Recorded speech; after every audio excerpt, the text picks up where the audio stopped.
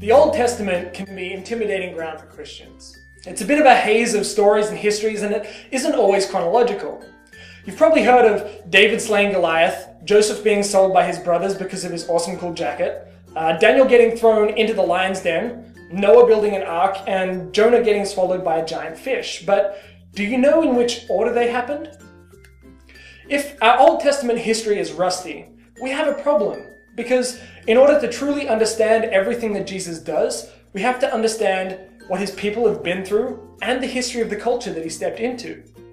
It's also essential for our understanding of the context of many Old Testament stories. In this video, we're going to walk through a zoomed out overview of the entire Old Testament so that when we pick up the Bible and turn to Isaiah or Exodus or Nehemiah, you'll at least have a big picture understanding of where the story fits into the grand scheme of things. We're going to tag all the major players along the road, but we're going to be moving pretty fast. It all begins with creation in the Garden of Eden with Adam. God creates Adam and Eve and places them into authority over all creation. And deceived by Satan, Adam and Eve sin and they're kicked out of the garden. They have a few sons, most famously Cain and Abel. Over the next few generations, great corruption fills the earth, and we meet Noah. Noah and his family build an ark, and they, along with the animals on board, survive the Great Flood, which destroys pretty much everything else. Somewhere during this time is when scholars believe that the story of Job takes place. Now, we aren't exactly sure about the timing, but we do know that the lessons are universal, and so the timing isn't really that important. 10 generations after Noah, Abraham turns up. Abraham and his wife Sarah are promised that they will have a great nation as descendants, that they will receive land, and that they will receive God's blessing. Abraham and Sarah have Isaac, even though they're ridiculously old, and then Isaac marries Rebekah, and they have Jacob and Esau. Jacob, well, he has a crush on Rachel, but he gets tricked into marrying her sister Leah. He ends up marrying both of them anyway, and then having a whole bunch of kids.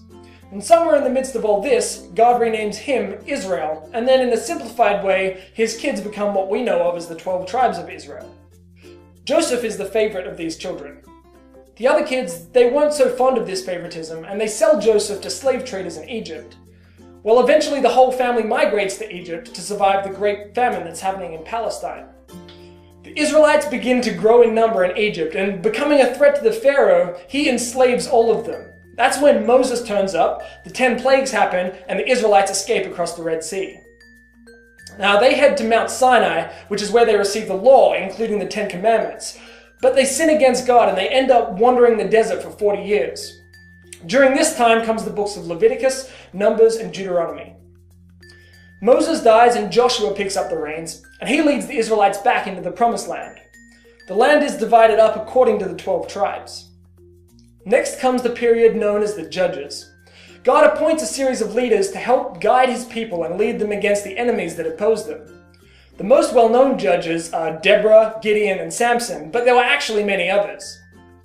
Ruth also appears during this time, but she wasn't a judge or even Jewish.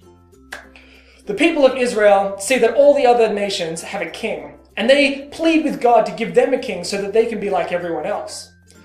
Well, God allows it, and Saul becomes the first king of Israel. Israel is pleased, and Saul leads them reasonably well, at least until they come up against the Philistines and, of course, Goliath. In comes David, who slays Goliath and wins the war on Israel's behalf. David ends up becoming the next king, and he wrote many of the Psalms. David was followed by his son Solomon, who wrote Proverbs, Ecclesiastes, and probably also the Song of Solomon. When Solomon dies, things get complicated. The kingdom splits in two. And for the next few centuries, there's two kingdoms that play a part of the story. There's the northern kingdom, known as Israel, comprised of 10 of the original tribes, which is led by Jeroboam, who was one of Solomon's commanders in the army. Then there's the southern kingdom, known as Judah, comprised of 2 of the original tribes, which is led by Rehoboam, who was Solomon's son. I told you it was complicated. This is the period of time when the books that we know of as the prophets begin. During the divided kingdom era, we have Isaiah, Micah, Habakkuk, Zephaniah, and Nahum who prophesy to the southern kingdom, Judah. And then we have Jonah, Hosea, and Amos who prophesy to the northern kingdom, Israel. The prophets are sent to guide God's people and deliver his messages to the people. They give a whole lot of warnings promising imminent destruction unless the people repent and follow God. Well, the people don't repent.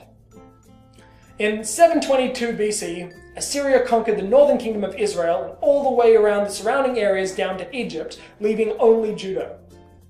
They exiled all of the people of Israel and scattered them throughout the entire kingdom, replacing them with exiles from other areas of their expanding kingdom. The 10 northern tribes, well, they were completely wiped from history. The southern kingdom of Judah, well, they put up a good fight and they survived the Assyrians, but they failed to serve God fully. The Babylonians, under King Nebuchadnezzar, rose up and wiped out the Assyrian Empire, and over the course of about 20 years, conquered and deported all of the Jews from the southern kingdom of Judah back to Babylon. The prophets Daniel, Ezekiel, Jeremiah, who also wrote the Book of Lamentations, and probably also Obadiah, they all prophesied around this time. For about 50 years, the Jews stayed in Babylon under Babylonian exile. Then in came Persia. The Persians conquered the Babylonians and all of their land, and in 538 BC, King Cyrus made a decree that all of the Jews could go back home. In 3 waves led by Zerubbabel, Ezra, and Nehemiah respectively, the Jews went back into Israel and rebuilt Jerusalem and the temple. Haggai, Zechariah, and probably Joel prophesied during this time. Now we know that some of the Jews didn't return home because the story of Esther takes place in Persia after the 3 waves of returning exiles. The last we hear about Israel in the Old Testament is from Malachi, probably 450 years BC. Malachi calls God's people to return to covenantal faithfulness and await for his present coming. During the 450-ish years between the Old and New Testament, power changes hands a number of times. Persia remains in power up until 330 BC, when Alexander the Great, also known as the Greek Empire, takes over the whole known world in 7 years. Well, he dies young, and the empire crumbles in certain areas. And while the Greek influence remains strong, the area of Palestine is ruled intermittently by Syria and Egypt. Under the Maccabees, the Jews established a wobbly independence in the land for about a century, and in 63 BC, Jerusalem fell to the Roman Empire, which pretty much conquered everything. Jesus was born during the rule of the Roman Empire, and in comes the New Testament. So there you have it, an overview of the entire Old Testament. Now hopefully, when you read through the Old Testament, you'll have at least a decent handle on where you find yourself in the grand scheme of God's narrative.